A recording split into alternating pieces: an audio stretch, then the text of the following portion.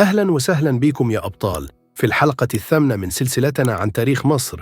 النهاردة هنغوص مع بعض في واحدة من أقوى وأكبر القصص في تاريخ مصر القديم، قصة صمود ومقاومة قدام غزو عنيف ومكر قوي.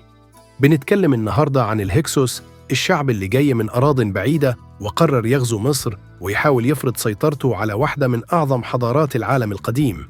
الهكسوس ما كانوش ناس عاديين، كانوا شعوب جاية من منطقة كنعان، بلاد بعيدة في آسيا، وجايين معاهم تقاليد وأساليب جديدة جداً على المصريين. الهكسوس دول كانوا بيفضلوا يتوسعوا وينتشروا، وعندهم حلم كبير بالسيطرة على أراضٍ خصبة وغنية زي مصر، لأنها كانت دولة قوية وعظيمة بثقافتها وحضارتها. الهكسوس مش لوحدهم، وأسلحتهم كانت متطورة جداً، وبيدخلوا بأسلوب جديد على المصريين. معاهم العربات الحربية وأقواس السهام المزدوجة اللي كانت أسلحة خطيرة في الزمن ده، أسلحة مش موجودة في مصر وقتها، وده خلاهم يكتسبوا أفضلية واضحة ويحققوا تقدم سريع في شمال مصر. لكن المصريين مش سهلين، المصريين مش ناس تسيب أرضها لحد يسيطر عليها مهما كانت قوته. في الفيديو ده هنحكي لكم حكاية احتلال الهكسوس لمصر، وإزاي كانوا بيحاولوا يفرضوا عاداتهم وتقاليدهم على المصريين، وإزاي رغم الاحتلال ورغم الصعوبات المصريين كانوا دايماً رافعين راسهم ومتمسكين بحضارتهم العريقة. هنتكلم عن أبطال المقاومة، سقن رع وكامس اللي بدأوا رحلة التحرير، وعن أحمس الملك العظيم اللي ما قدرش يسيب أرضه للأعداء وقرر يحارب ويطردهم لحد آخر شبر. قصة ملهمة مليانة تفاصيل وحماس. في الحلقات اللي فاتت شفنا قصص عظيمة عن حضارة مصر، لكن النهاردة هنعيش حكاية مليانة كفاح، معارك وشجاعة لا تنسى. متنسوش تشتركوا في القناة وتفعلوا الجرس علشان متفوتوش باقي حلقات سلسلة تاريخ مصر. واستعدوا، لأن القصة النهاردة هتخليكوا تشعروا بالفخر والانتماء لأرض أجدادنا. دلوقتي خلينا نبدأ رحلتنا في فصل جديد ومثير. هنرجع بالزمن للوراء لنتعرف على أصل الهكسوس، مين هما، وإزاي اتكونت قوتهم اللي قررت تغزو واحدة من أعظم حضارات العالم. الهكسوس مش مجرد شعب عادي، دي قبائل جات من مناطق بعيدة شوية، من منطقة كنعان تحديداً، ودي مناطق موجودة في غرب آسيا قريبة من سوريا وفلسطين دلوقتي. الناس دي عاشوا كقبائل بتميل للحرب والتوسع. في الزمن ده كان حلمهم إنهم يسيطروا على أراضي خصبة ويعيشوا فيها براحتهم، ومصر كانت في بالهم طول الوقت. المصريين وقتها كانوا في حالة ضعف سياسي وتشتت داخلي، وخاصة في عصر الانتقال الثاني بعد انهيار الأسرة الثانية عشرة اللي كانت بتقود البلاد. الهكسوس استغلوا الفرصة دي وشافوا إنهم ممكن يدخلوا مصر بالتدريج من غير ما يصطدموا بالجيش المصري بشكل مباشر. الهكسوس ما كانوش مجرد محاربين، دول كانوا بيستخدموا أسلحة كانت متطورة جدا بالنسبة لوقتها. كانوا أول ناس يدخلوا فكرة العربات الحربية لمصر. العربات دي كانت بتجرها الخيول وبتديهم ميزة كبيرة في المعركة، خصوصاً في المساحات المفتوحة زي دلتا النيل. ده غير إنهم كانوا بيتقنوا استخدام أقواس السهام المزدوجة اللي كان مداها أبعد من الأسلحة التقليدية اللي كان المصريين بيعتمدوا عليها في الوقت ده. وقبل ما يفكروا في غزو مصر بشكل فعلي، الهكسوس كانوا بيستغلوا التجارة في بناء علاقتهم مع جيرانهم في الشمال والشرق. كانوا بيتاجروا في معادن، أدوات، وحتى بعض الحرف اللي كانوا شاطرين فيها. التجارة دي زودتهم بموارد كتير وخلتهم يستفيدوا من الحضارات التانية، وخصوصاً في تطوير أسلحتهم وتقنياتهم العسكرية. الهكسوس مخدوش القرار بالغزو مرة واحدة، لا، دول بدأوا بدخول مصر من الشمال بالتدريج، وركزوا على السيطرة على المدن الشمالية زي مدينة أفاريس اللي بعد كده بقت عاصمة ليهم. أفاريس كانت مكان مثالي ليهم لأنها قريبة من البحر المتوسط والنيل، وده بيسهل عليهم التواصل مع مدن الشمال وكمان مع بلادهم الأصلية. ومع مرور الوقت الهكسوس فرضوا سيطرتهم على مناطق واسعة من شمال مصر. صحيح ما قدروش يوصلوا لطيبة في الجنوب، لكن شمال مصر بقى فعلياً تحت حكمهم. بدأوا يفرضوا عاداتهم وتقاليدهم، وده خلى المصريين يشعروا بالغربة في أرضهم، لكن المصريين كانوا دايماً متمسكين بلغتهم ودينهم وعاداتهم. في ظل الاحتلال ده المصريين فضلوا مؤمنين بأن مصر هتستعيد قوتها، وده كان بيديهم قوة وصبر إنهم يستحملوا ويقاوموا على طريقتهم. ما تنسوش إن دي لسه البداية. هنتكلم أكتر عن بداية المقاومة في الجنوب تحت قيادة سقن رع، وإزاي بدأ المصريين يستعدوا لاستعادة أراضيهم. لو مهتمين تعرفوا تفاصيل أكتر ما تنسوش تشتركوا في القناة علشان مش عايزين تفوتوا لحظة من القصة دي. في الفترة دي مصر كانت بتمر بفترة صعبة جداً اسمها عصر الانتقال الثاني. الأسرة الثانية عشرة كانت قد انتهت، ومصر كانت فاقدة لقوتها المركزية، وكانت فيه صراعات داخلية بين حكام الأقاليم اللي حاولوا يسيطروا على السلطة بعد انهيار النظام المركزي. الوضع ده خلق حالة من الانقسام والتشتت، وافتح الباب قدام أي قوة خارجية تفكر في الاستيلاء على الأراضي المصرية. الهكسوس استغلوا الفرصة دي بذكاء. ما كانوش عايزين يهاجموا جيش منظم لأنهم عارفين إن ده هيكلفهم كتير. بدل كده بدأوا يدخلوا مصر من الشمال، ومن غير ما حد يحس سيطروا على بعض المدن الشمالية، وبدأوا يوطدوا نفوذهم في منطقة الدلتا. واحدة من أهم خطواتهم كانت السيطرة على مدينة أفاريس. أفاريس بقت زي مركز عمليات الهكسوس في مصر، ومن خلالها قدروا ينظموا صفوفهم ويجمعوا مواردهم ويحكموا سيطرتهم على باقي المدن المجاورة. موقع أفاريس كان استراتيجي لأنها موجودة في شمال مصر وقريبة من البحر، وده بيسهل عليهم التواصل مع بلادهم وجلب أي دعم أو إمدادات يحتاجوها. الهكسوس ما كانوش بيستعجلوا، كانوا بيستخدموا مزيج من الدبلوماسية والخداع ليفرضوا نفوذهم من غير ما يثيروا الشكوك. كانوا بيدخلوا بعض القرى والمدن ويعملوا على كسب ثقة زعمائها، وبعد ما يحكموا سيطرتهم بشكل غير مباشر يبدأوا يفرضوا نفسهم بشكل علني. لكن رغم ده كله في حاجات فضلوا مش قادرين يغيروها. المصريين كانوا دايماً متمسكين بلغتهم ودينهم وحضارتهم. كل اللي الهكسوس عملوه من فرض عاداتهم وتقاليدهم ما كانش كافي إنهم يمحوا الهوية المصرية. وفي فترة الاحتلال دي الهكسوس فرضوا قوانينهم ونظموا حياتهم بما يناسب أسلوبهم، وبدأوا يفرضوا الضرائب ويستخدموا العمالة المصرية. كانوا بيتعاملوا مع المصريين كناس أقل منهم، وده خلق جو من الكراهية الصامتة عند المصريين. صحيح إن الهكسوس حاولوا يغيروا ثقافة المصريين، لكن الشعب المصري فضل رافض للاحتلال، وكأنه عايش في مقاومة داخلية، رفض إنه ينصهر أو يتغير.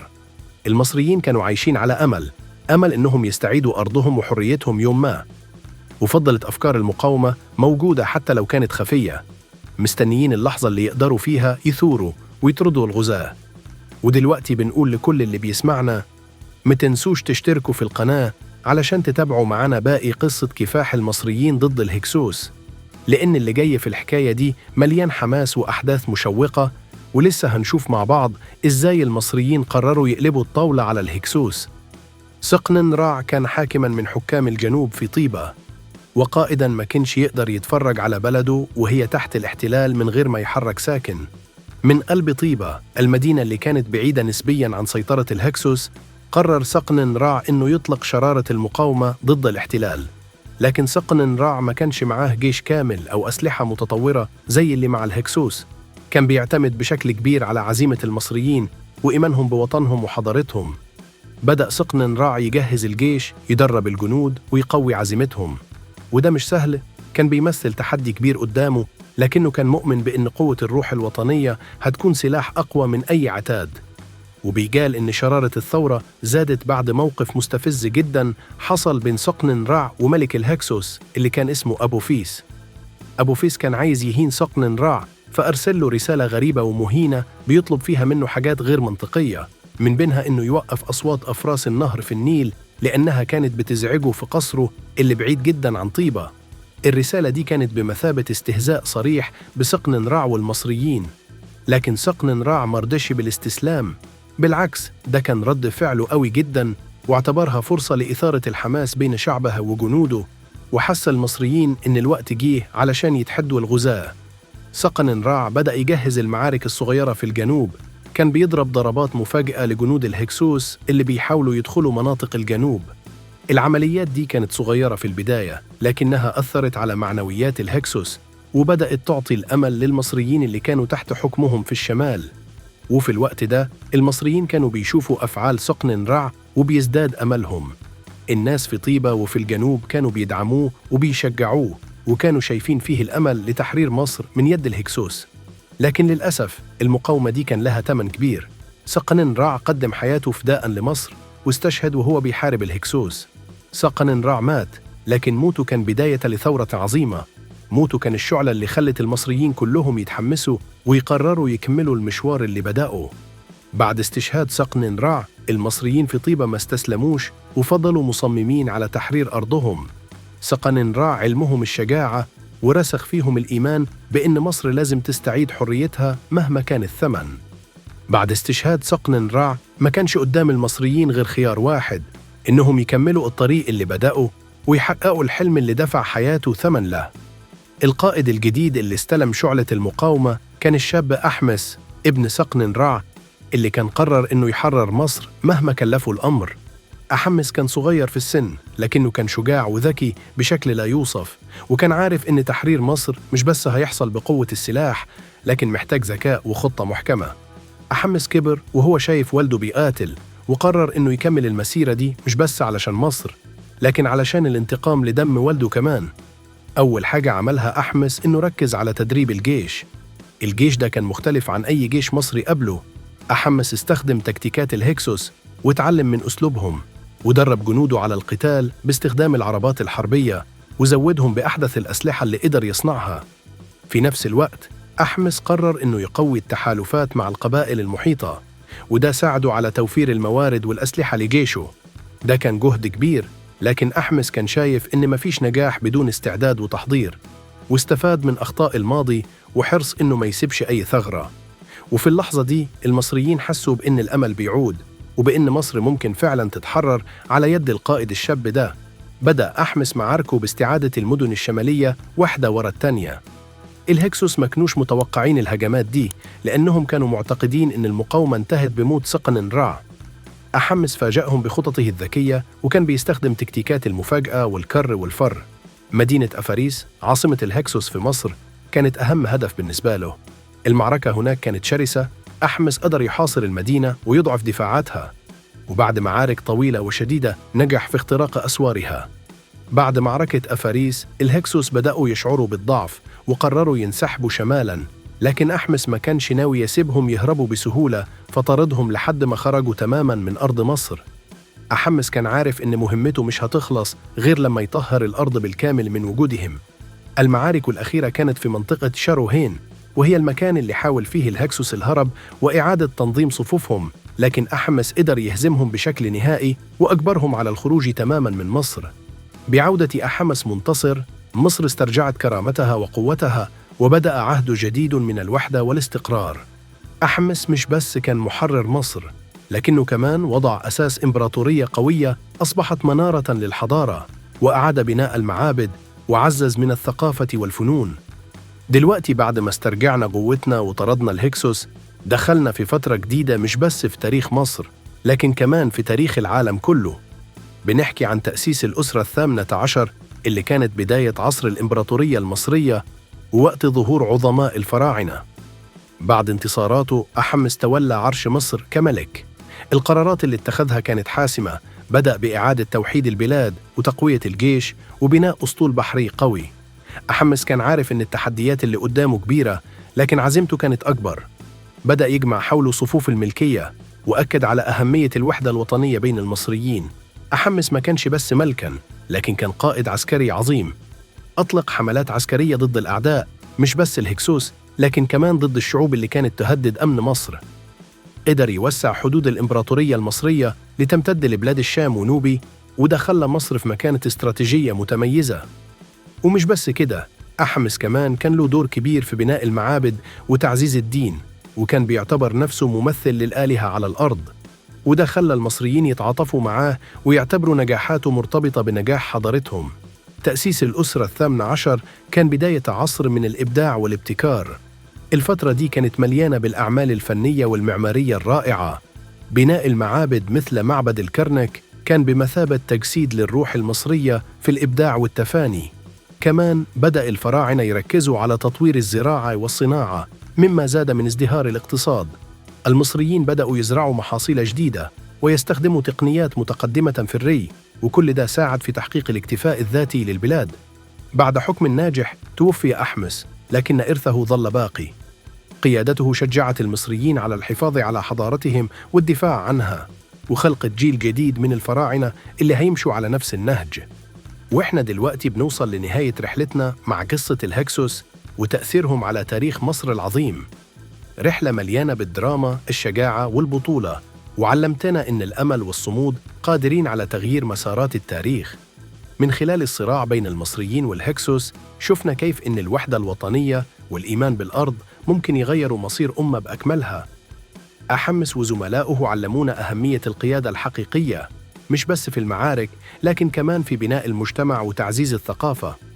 بفضل شجاعة المصريين نهضت حضارتهم مرة تانية، وبدأت عصر جديد من الازدهار في التاريخ اللي أدى لظهور أعظم الفراعنة ونجاحاتهم في مختلف المجالات.